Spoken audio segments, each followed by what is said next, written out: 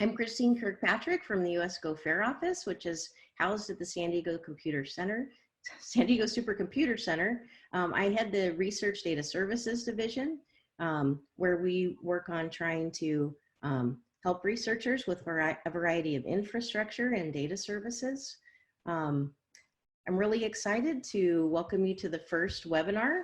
We have one every Wednesday, although note that the 3 after this will start at the top of the hour, so slightly later. So that will be 9 a.m. Pacific, 12 Eastern, and then 6 Central European time.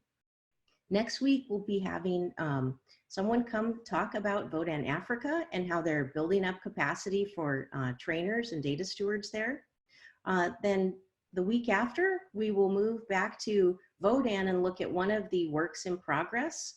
And then the week after that, we will have 3 different projects report on how they're fighting COVID-19 by mining insights from heterogeneous data sets. So with that, I would like to introduce Professor Dr. Barend Mons, who comes to us from the Leiden University Medical Center, wears many hats.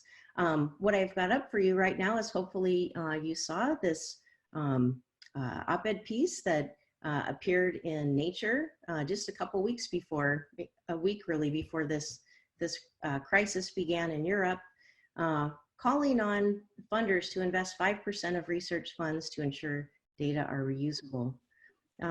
He, among his many titles, the founding of GoFair, he also is currently the president of CoData. And he's professor of biosemantics at the Human Genetics Department at Leiden University Medical Center, where he has played a role in the international development of data stewardship for biomedical data, and of course, how that's carried over to several domains. One of the authors on the original FAIR paper that coined the term. With that, Barend, let me stop my screen share and turn it over to you. Thank you, Christine. It's a great honor to be the first speaker in this eloquent series that is quite interesting. So let me share my screen and give you an overview of a number of things that we are doing here. Let me first go to the first slide and then show you this. So a few words before we go into details. Does everyone, I suppose you see my screen now, Christine? Yes, perfect. Okay. So we have this GoFair is a set of a whole series of implementation networks that are internationally coordinated, and Christine does this kindly for the US. We have, of course, a Dutch office in Germany, in France, and now also in Austria, and China and Brazil are also already active. And we focus on any implementation that is related to FAIR data. And I am not going into FAIR data in general because I've given many seminars around the world, but I summarize FAIR nowadays as either fully or federated AI ready data, or even simpler, the machine knows what I mean. So we try to bring all data in a format that is reusable, that's not the same as open, and we try to share them. So for COVID, we were suddenly approached by lots of people, can you coordinate actions? And we decided to call this new implementation network the Virus Outbreak Data Network, or Data Access Network. We still fight about that a little bit, but it's fun. So, and this is a typical but it grows like crazy. And I will tell you today a little bit how we try to manage that now, and a few of the examples of what we're doing in that. And everyone on the call it would be able to go there straight away and also be part of it. So if you look at the current website, one of the things I'm very proud about is that this whole initiative is now not any longer just a GoFair initiative. It has been co-branded by CoData, the Committee on Data of the International Science Council under UNESCO, where I'm the president, GoFair, of course, RDA, and Christine could say some words about it in the Q&A maybe, and the World Data System, which is more the repository side of things. And they also made, this is the latest screenshot of the website, a full statement of these 4 organizations on what we feel we need to do in terms of data on the virus outbreak. And as you can see here, we call them FAIR is also federated and AI ready data. So a little bit of an explanation on the background terminology that we use. As Christine already said, we had this original paper, the FAIR Guiding Principles, that got 2,300 citations by now very quickly. I'm not going into the FAIR principles themselves, you can read them there, but we have the feeling that a lot of people, you know, cite them as lip service, but they really do not follow them entirely. So a little bit about the terminology that I will use. The FAIR Guiding Principles are nothing else than principles that we published in 2016. Then we worked with several people actually on this call. I recognize some names. We're very involved in taking the FAIR digital object, where FAIR is a little bit between brackets here because it was not entirely FAIR yet in the beginning, and the linked data platform to bring it into what we now call the FAIR digital object framework. Rob Quick is on the call. I think he is one of the people that already made an infrastructure around it. And that is what we call here as the center. So every FAIR digital object in this framework is understandable by machines. So the machines encounters it, could be a single identifier or a triple, a graph, and so on.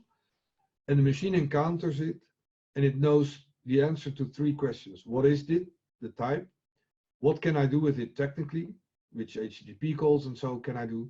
And what am I allowed to do with it? Because FAIR is not the same as open, which is very relevant to VODAN, because many of the data that are in the local hospitals and CDCs will never be shared outside the country, most times not even outside the institute.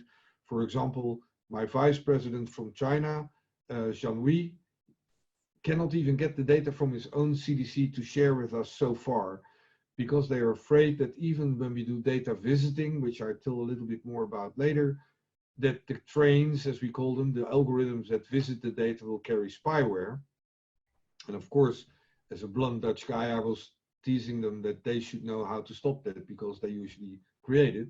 But anyway, but of course, as long as some presidents say that it comes because the stupid Chinese eat bats, and the Chinese say that Trump dumped the virus in Wuhan, I know that people will not send their data to WHO. So we need to be very careful here. The data should stay in the countries, the real world data on patients. That's one very nice application of FAIR digital objects, and we can visit them. And then we have the FAIR implementation profile, and we now are building one for COVID-19 that is describing, if you refer to a virus, use this ontology. If you refer to a protein, use UniProt, to a disease, UMLS, etc., etc., etc. So we make implementation choices to make FAIR and reusable data in COVID. So that's a little bit about the technology and the terminology, but I try to keep this short because there are many more other interesting things to discuss, and we can always come back in either Q&A during this meeting, or you can find a lot of information about this online, or ask Robert, or ask Luis, or any other people that are actually developing this. So the basic thing of our infrastructure that is now also accepted by Géant and Fraunhofer and TNO, major institutions here in Europe, they will build this infrastructure, and they use COVID as a very nice first use case. Principles are, we will support human to machine, machine to human, and machine to machine interaction. It's all based on the FAIR guiding principles and the FAIR implementation framework. All elements where possible are machine actionable, and we make them as open as possible, but as closed as necessary, like patient data in my hospital, in LUMC, the Leiden University Medical Center. We cannot make them open, of course. And it will be as distributed as possible and only centralized if there is no other way. Then you have applications somewhere, data sources somewhere. The machine doesn't care where they are. And the infrastructure or the CPUs to run your algorithm on and they have to find each other very effectively. Several companies that work with us, and I will mention some of them later, already have this running, so you can have any application and run them on any data, but they typically sell this thing to the pharma or to other institutions as a silo. So how we make this, what we now call the Internet of Fair Data and Services, how do we lift this to a globally open, fair system? Well, our approach would be, that we actually use the same thing. The applications have fair metadata. The data have fair metadata. That doesn't necessarily mean the data have to be fair and machine readable themselves. The metadata could say, this is a stupid Excel sheet. You have to do a lot of work to make it work for machines. That's fine. Or these are pictures in DICOM format. But if my application is a learning algorithm that wants to look at 5 million DICOM pictures of breast cancer and learn patterns, that's fine. As long as the metadata are fair, I'll find them and run my algorithm wherever the data are. He would say, yeah, but you need the infrastructure locally to do that. But if these pictures together are 5 terabytes, downloading them is also not a very good option. So you could do distributed learning over these data, and you do that via so-called fair implementation profiles, so you know what you expect at the other end. This sounds maybe for people that are still thinking in data warehousing as a strange way of doing things. So my first slides, if I give normal lectures, are the end of data sharing, and then people get confused and no, we are now doing data visiting. So it's distributed learning over data that never leave their silo. If you go to the website, by the way, you find a link to the personal health train and you see movies, how we do that. So one of the things that we do is here, but I will come back to that. Is there a question or? Okay. Okay, so one of the things that we will see now. Barend, just go ahead and unmute yourself. I muted everyone.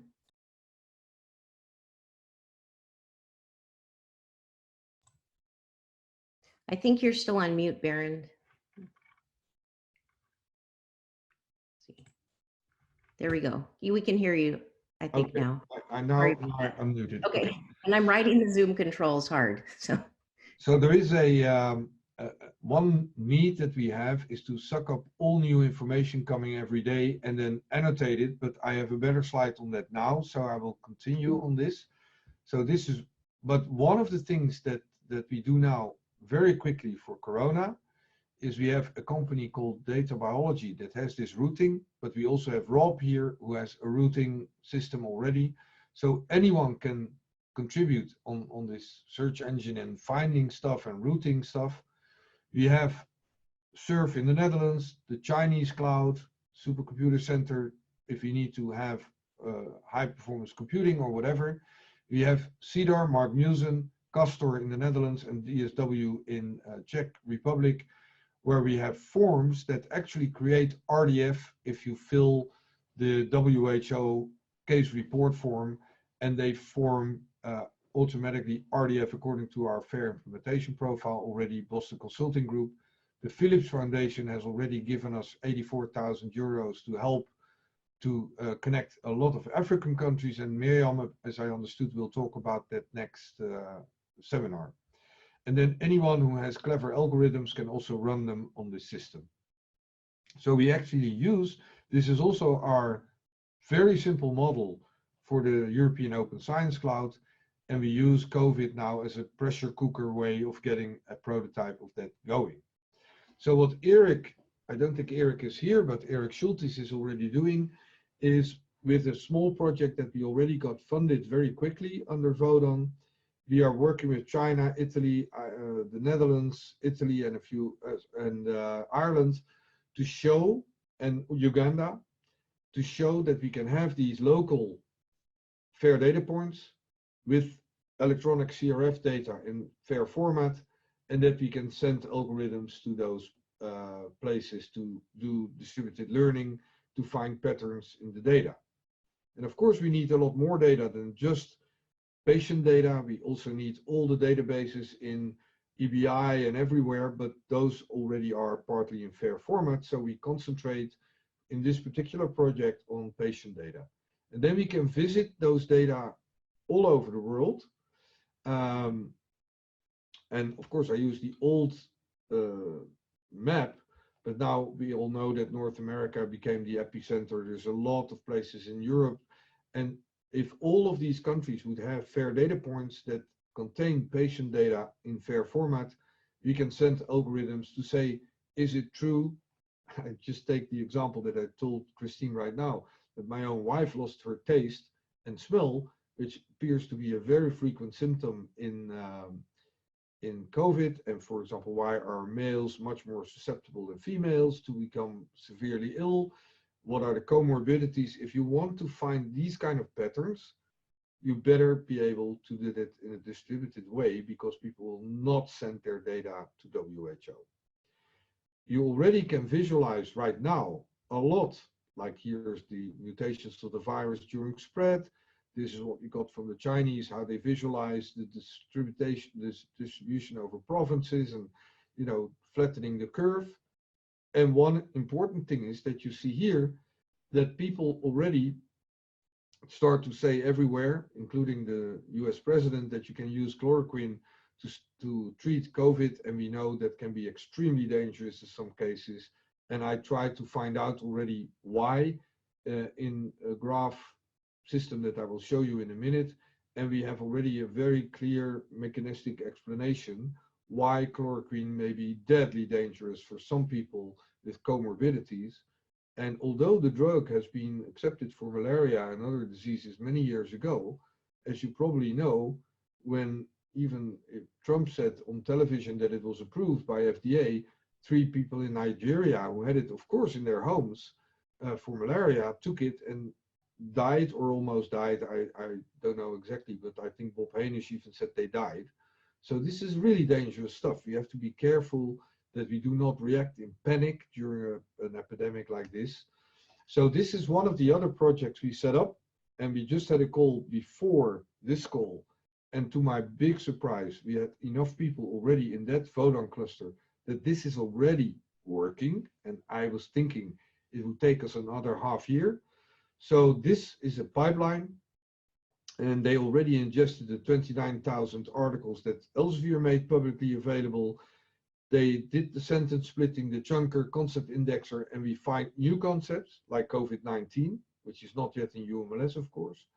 And we found new assertions.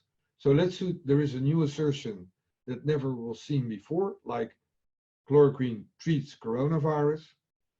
Then students can help to say, yeah, this was properly mined, but they cannot yet say whether it's true or not. Then it goes here.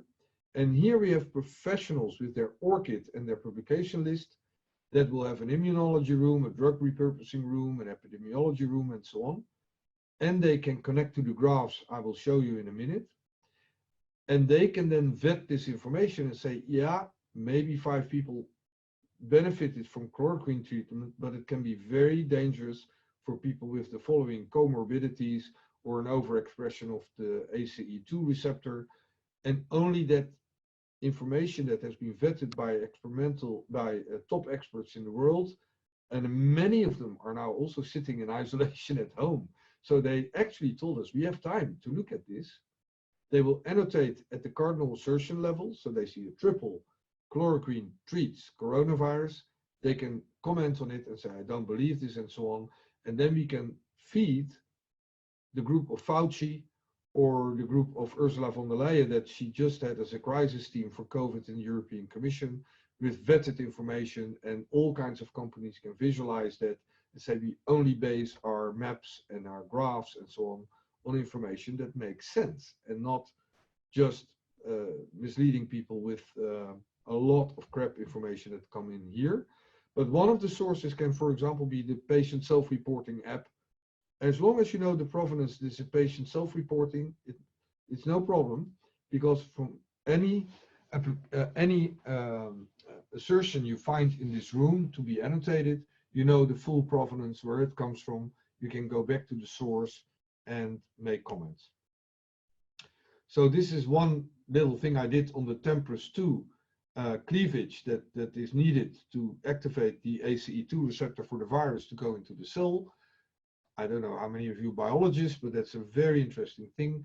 And chloroquine also is interacting with many genes, including via TNF, that interacts directly with TMPRSS2, and that is then activating ACE2.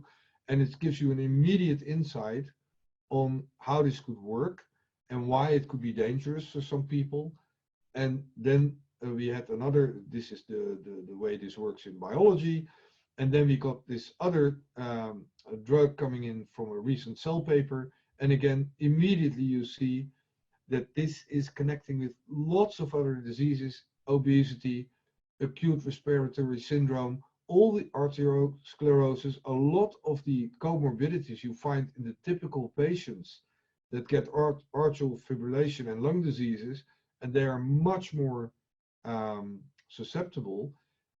And you see that some of these, the chloroquine, hydroxychloroquine and chloroquine have pretty different ways in how they work with this.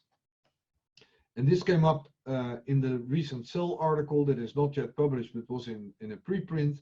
Comostate mesylate is inhibiting this TMPRSS2, and of course in the Eurytos graph that's already very well known. And it relates to ACE2 and PP-para. And then you see, again, it is highly associated with these other comorbidities.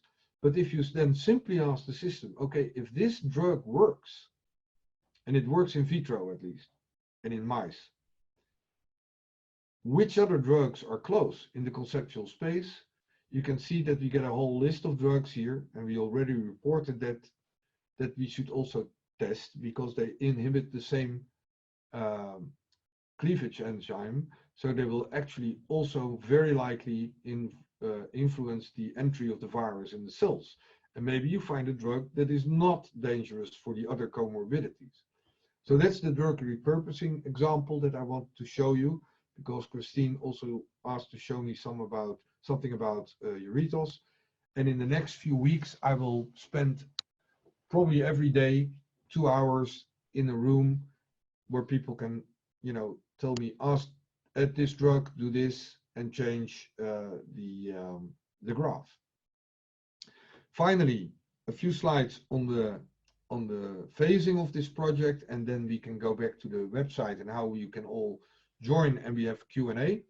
So we start with this very short project, then we ask if we have the fair implementation profiles. We ask approval by the World Health Organization and the GlobeIT-R, which are the funders, and of course via CODATA and UNESCO. And then we will move on and say that everyone can start putting their clever algorithms on these data, and maybe people still find evidence-based interventions for this epidemic. But we made a very strong statement also to the ORFG, and I think Chetan and others were there when we also presented to NIH, NSF, and NIST and so on, that this is not going to miraculously solve this epidemic, but of course we will have now a system that is sustainable and can be reused in new outbreaks if people put their data immediately in fair data points, and we have the distributed learning algorithms. We can start to see patterns much earlier, and we could have prevented a lot of deaths and severe cases that we see now. So of course the question is, how can you contribute to this? And what we did on the website is that we got over 100 subscriptions, and we had to cluster them. Here are the clusters. You can quietly look at them at the website. And here's one example of the cluster I just had my first meeting with Erik van Mulliken in the lead. And you see here Mark Musen and Mark Wilkinson and several other people were there. And together they said, we can do the picture already that you showed a few slides ago. We have annotations, we have the text mining pipelines, and they all volunteered to do this in an agile process and have this running in as short as possible a time as we can do it. So what you can do if you're interested into joining VODAN and contribute in some way is go to the website and sign up to one of these clusters. And Hannah is on the call, and other people will then contact you and add you to the mailing list, and we will start working groups to work together. And one thing, and then I stop, is that we want to do projects per cluster and ask funders, like the funders in ORFG or wherever, to say, okay, that's a very interesting project, I can contribute to it. So we also try to avoid that we get a wild west of projects that all do the same clever things. So this is my rapid overview of what FAIR and VODAN and the VODAN in are doing. So let's open it up for questions, and maybe Christine wants to start with putting it a little bit more in US context, or maybe Chetan can say something about how this would fit to NSF or NIH or ORFG type activities. So I'm done, and it's open for discussion. Hi, this is Chetan here. So I thought I'll jump in because actually at 12:15, I'm going to jump out, and I think maybe Linda also. There's another talk. There's actually, it's a panel going on at 12:15 somewhere in Zoomland, which is about data for good for COVID. So I have to leave shortly. The only thing I wanted to mention is, I don't know if this came up, Barend, when we were at the NAS meeting, but this is I guess a government sponsored meeting, but it might actually be an open well, it'll be an invitation only kind of thing. But later this year in September, there's an interagency working group here in the US among federal agencies for big data.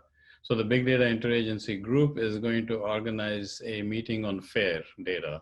It's actually being led by DOE, Department of Energy. So they're clearly very interested in the whole FAIR concept. In fact, later this afternoon, another meeting I'm attending is actually the organizing committee is getting together to figure out the plan for that. So that's planned for September. Just wanted to mention that. Very good. That's very encouraging. Yeah, no, that's a good thing. So, yep. You know, if DOE is talking about it, they're clearly serious, and so on and so forth. Yeah. Well, I know Laura was in several meetings, and I know her from several other occasions as well. So I know that NIST, Bob Hainish, also in RDA, of course, and Laura and people at NLM are very actively looking at this. And of course, we need a lot of US involvement, because if only for UMLS and all kinds of the Medline and all the core resources that are there. So I hope we can actually use VODAN to do cross-Atlantic collaboration and, you know, having funding on projects on both sides of the Atlantic, rather than sending money across the pond. We should just very clearly coordinate between ourselves. Yeah, and actually Laura Biven from DOE, she's the one who's organizing that meeting. So very good. Thank you. Okay. So while we get ready to take more questions, Barend, how about if I put up, there's a few ways that people can get involved, and it reiterates some of what you just said. Yeah. So Barend mentioned this Data Together, which brings CODATA, GoFair, RDA, and WDS united and working in a complementary fashion.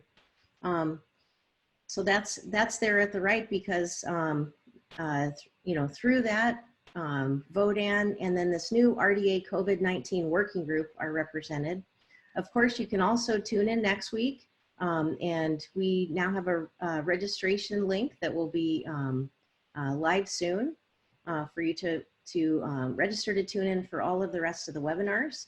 Here's a tiny URL to join VODAN. This is the actual link that also has the declaration and the list of current members.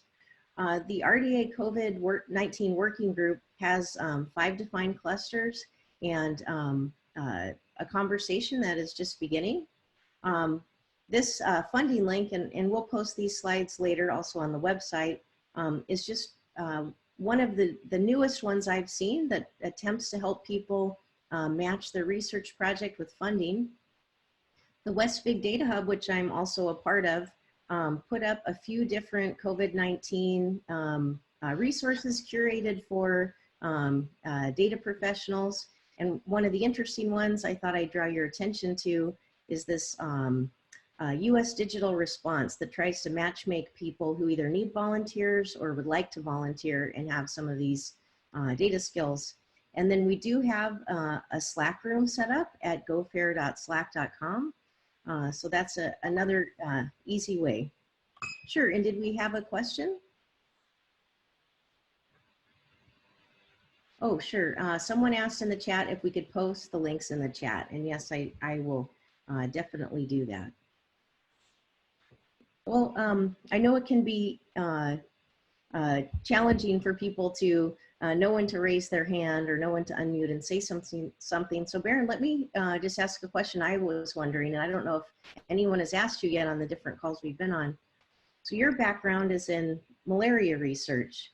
And I'm wondering what of the decades that you spent doing malaria research informed how you helped architect VODAN? Well, first of all, of course, one of the reasons I switched from malaria to FAIR, so to say, is that when I was working on malaria, I found that in Africa, where I spent a lot of time, there was still a language barrier. So if you say malaria in English or paludisme in French, of course, it's the same concept. So I started to work initially in 1996 on, that's how old I am, on shared Scientists for Health and Research for Development to share information between different countries in Africa. And then I found out the problem was even bigger in biology itself, because every protein had 15 pseudonyms, you know, and the term PSA in Medline has 189 different meanings. So when I started to be interested early on in machine readable files, I understood that one of the first hurdles to take is that the machine had no clue what we are talking about when we say PSA, because it doesn't know which of the 189 different meanings it has. So early on, I started to work with URIs and unique identifiers, and you know, found out about UMLS and all these things, but that's a long time ago. And then we started to build all kinds of information systems, including the one I just showed, although that's a spin-off company from the university, to deal with massive amounts of data.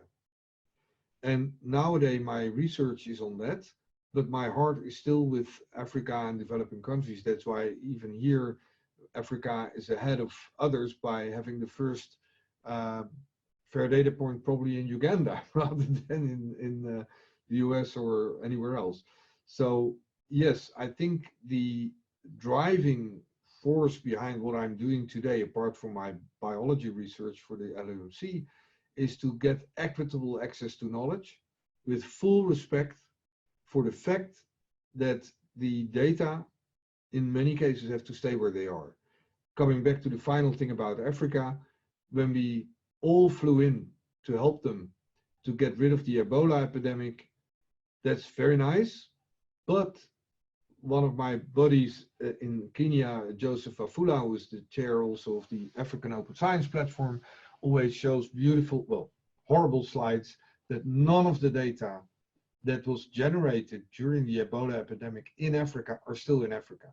And the Africans cannot even access them. Well, that's horrible.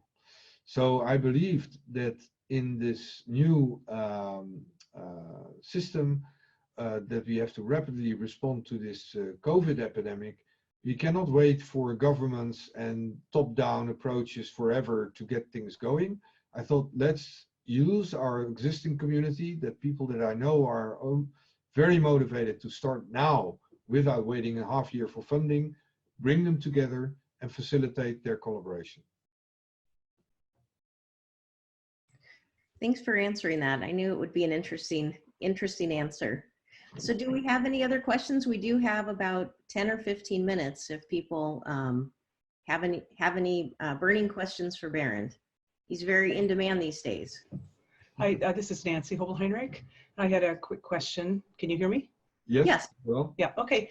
So I'm interested in obviously what you're talking about. It seems like the network is really research focused, and you know, trying to come up with new facts and new ways of understanding the data that you know, people are learning about from from these situations and these patients and so on.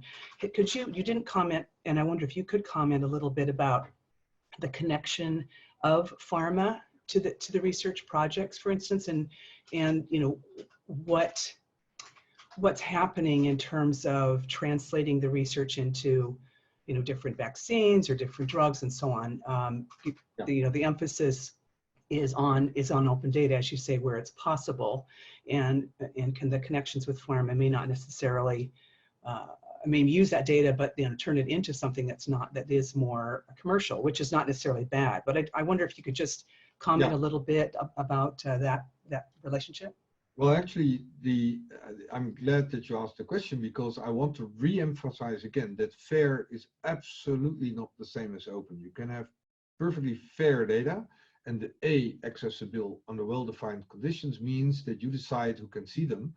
And actually that attracted the pharma much more than ever before. We are setting up in Leiden what we call Leisure, the Leiden Secure Research Environment, where pharma can take their data internally and make them fair. Then they can search from that fair data into the public data without revealing their data. And of course, if you keep things closed, you pay. If you share, we have this famous statement from Jan Veltrop saying, you either pay attention, so you share your knowledge with people, or you pay money. And if you want to keep things secret, you pay to use the service, but then you can keep your data internally fair. And there is even serious talk between the pharma now to trade data sets and clinical trial sets under well-defined conditions with each other. So yes, we are also looking at these other things, direct care. There will maybe be a room on social data, because you can have the most beautiful things and they may still not work because of human factors. But what we believe for COVID as such, let me also clear about that. You heard the discussions that around Tony Fauci's estimate of 18 months for a vaccine, and some people that made the rotavirus vaccine said, well, rather 3 years, because otherwise you may risk to do panic things and kill a lot of people with a not well tested vaccine. So we have to be very careful that this epidemic, if we do flattening the curve and we let herd immunity carefully develop, yes, we will look for a vaccine, and the sooner we have it, the better. But I don't think it's a short-term solution. Neither the monoclonal that was found in Rotterdam and is now looked at by different pharma companies. So my personal view is, but that's a personal view, that if we put all our effort on drug repurposing of drugs that have already been accepted for human use and may work without side effects to protect elderly and people with high risk profiles, that's the shortest term solution. And meanwhile, we can help anyone with information, because we focus on the data, of course, that want to make a vaccine or that want to make any other intervention or a diagnostic kit that is much cheaper and faster. That's fine with me. But VODAN is really helping anyone who wants to use data to have them in fair format and make them as visitable as possible without necessarily making them open. Is that answering your question, or am I wandering off? Thank you. Okay. No, makes sense. Thank you. Okay. Any next questions? If not, I have one of my own. Hey, this is Julian. Julian Schneider from Harvard Catalyst. I was wondering if we have a sense of the scope of data harmonization and metadata mapping that's needed to make some of this work. Because I know that there's many different EMRs out there that spit out data in very many formats. So I'm just wondering if we have a sense of that. Well, have you, I would almost grab back the screen because that's the core of my business. I'm of course in one of the hospitals that suffers from vendor lock-in of Epic and Chipsoft. So don't get me going. But what we have done, and I'm even talking to ONC already, well, they were in The Hague and we talked about it. My feeling is we should not try to force the EHR, or you call them EMR vendors, if we cannot even agree on the term across the ocean. So they have all relational databases and stuff. And of course, vendor lock-in is their business model. But if we, and this costs life, it's terrible. But if we force those people, no matter what you use as an EMR or any database inside your organization, if you simply adhere to the fair implementation profile that we create, in this case for COVID, but we do it for many other things, and we say, you get certified if you can ingest RDF, machine readable data, and put them in your relational database, I don't care. And you have to be able, and this is now law, becoming law in the Netherlands, but that's such a small country, Epic and Chipsoft are just laughing about us, of course. But they will only get certified to be accepted in our hospitals if they can consume fair data and export fair data. And then I don't care what they use under the hood. But we need to map the FHIR and the OMOP and the other models once and for all and very well. That's why we have one cluster in VODAN which is called conceptual modeling, where we will solve also the subtle difference between OMOP, FHIR, ICHOM, and all the other models that people are using in the pharma versus the academic environments. And then we solve the problem. Don't touch the legacy systems, ever. So the COSTER forms and the wizard forms and CDAR, they create RDF first as an output. The doctor doesn't even know, just types PSA, and the form says, sorry, do you mean prostate-specific antigen or psoriatic arthritis? Or okay, prostate-specific antigen. Then we put the URI of KLK3, the protein behind it. And when you press save as a doctor, you don't even know you're making fair data, but you make RDF. And if Chipsoft can read the RDF into their database system, that's fine with me. So fair data is a layer on top of repositories of any kind, including EMRs. So you have a fair data point on top of your EMR, and you export data from the EMR into that fair data point, and that is the station that is visited by the learning algorithms, not the EMR. Is that clear, or am I confused? No, that makes total sense. I think there's a lot of work going on in the US with the OMOP and FHIR mapping. Absolutely. And we are very much in contact with most of the people via the value-based healthcare system, Boston Consulting Group, and the big Eden project here in Europe. So that is also something we have to do for COVID now. And we have already done a lot of work to make the RDF model of the WHO electronic CRF form. And this will be shared with everyone. So that's what we hope, that if people start collecting patient data in their own hospitals or care centers around the world, that they use the same RDF model. And I don't care that the entry form is in Chinese, as long as it creates RDF, and the RDF is stored in fair data points so we can visit them.